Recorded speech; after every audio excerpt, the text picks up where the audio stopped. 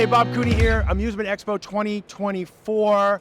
I'm here with McKay Christensen from Private Label VR. Been in the VR industry since 2016? Yeah. Yeah? It's been a few years. So Private Label started out running a VR franchise. So we built product to allow for us to go in and have a successful install. And so that got us down to manufacturing stuff. And since then we've doubled down on that. And we now have, a little over 100,000 square feet that I have that we manufacture all sorts of stuff in. The next stage of that, can we do the same kind of a thing for an arena?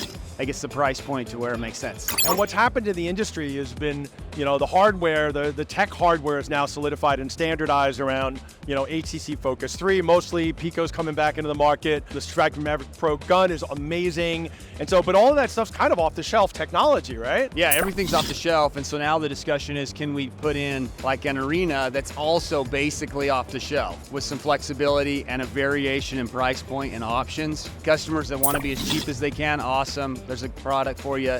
And then we can move all the way up to something that's really sexy and got a lot of cool factor to it. Beyond the basics, the nuts and bolts of places to plug your headsets and get them, make sure they're charging and stuff, what are some of the cool features that you see building into this? What I'd love to see is actually an arena that has some engagement, interaction with people. So when you come up to it, it's not just the game, you actually have some interaction that happens before you even begin playing. I think the challenge that's always been with VR is you've got this thing sitting there, and 20% of the time it's getting used. So what about the other 80? If you had people playing, people would come watch. If no one was playing, they wouldn't come watch because it was always just blank open. It looks like it's out of order. Right, yeah, they don't know. They don't know how to engage. And if you're an FEC, it's even harder because it's over in the sidewall. No one knows what the heck to do with it. The idea is let's get an interact loop. Let's get something that's entertaining, that's interactive, that looks like there's an action. And then we can place right on the screen in the video format, hey, take this action, push this button, call this attendant over. This is how this works. Yeah. If we want, we could have an explanation screen, So I think ways for people to actually see and engage with it is a big deal.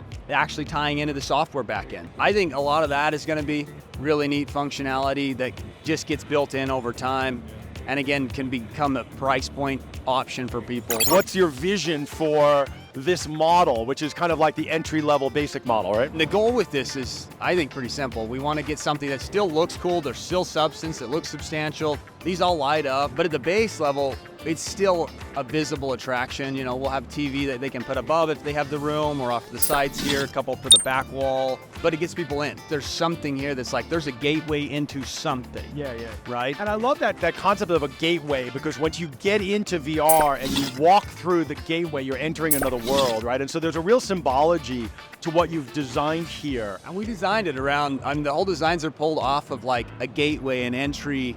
We wanted something where you walked through something that had mass and presence. And that's why we tried to make the columns. They're designed with the ability to hold all the equipment in them. There's multiple USB ports, USB-A, USB-C, 110 volt power ports, right? And so you've got all of the wiring in here for VR headset charging, peripheral charging, whatever you need. They have full closable, lockable cabinet faces. This is actually a fully enclosed cabinet up top for the stuff that you don't want seen. Yep. But the headsets just hang right in here. This is all backlit with LEDs. They look clean, they're functionally practical. You can build something pretty cool for a good price, which is really what it is. We want to package it up and make it easy. So this whole cabinet will come fully pre-assembled.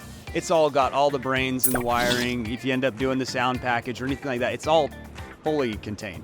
This thing just comes flat packed, and so you'll do a little assembly on site, screw that together. And then these poles, this is all structural steel tubing. So these poles, they simply come out, they slide on. These are all tapped. Just throw a screw right through them. Super simple, extremely rigid, can't go anywhere.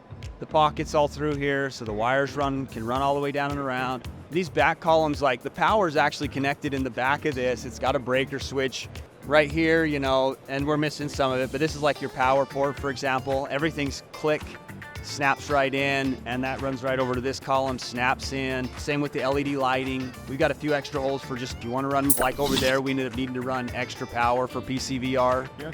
And so there's a couple spare holes, but otherwise when that shows up, it's literally the blue plug goes in the blue socket, the orange plug goes in the orange socket, and that goes the same across. So one of these columns is usually your primary column, where main power's coming in, but you've got your secondary column or any other of your LEDs, it just runs right over and clips in. So if we were to go walk through that, there's just clips all over the top for all the audio, everything. So it becomes stupid simple to put together. You plug in the back, and then you connect the custom cables and stuff. Our goal is to make this as painless as possible so DIY is actually doable for a price point that, you know, if you were to try to set something like this up and make it yourself, you couldn't do it for less money than we're going to charge. And especially if you count any engineering time at all, you'll blow way out the budget. That to me is the goal, is let's spend more time up front getting the hard problem solved so that we can make a product out of materials and processes that compete with what they would just be doing by buying cheap stuff. But it still looks like something. I mean, it's not as cheap as stanchions, but I think your return on investments is better.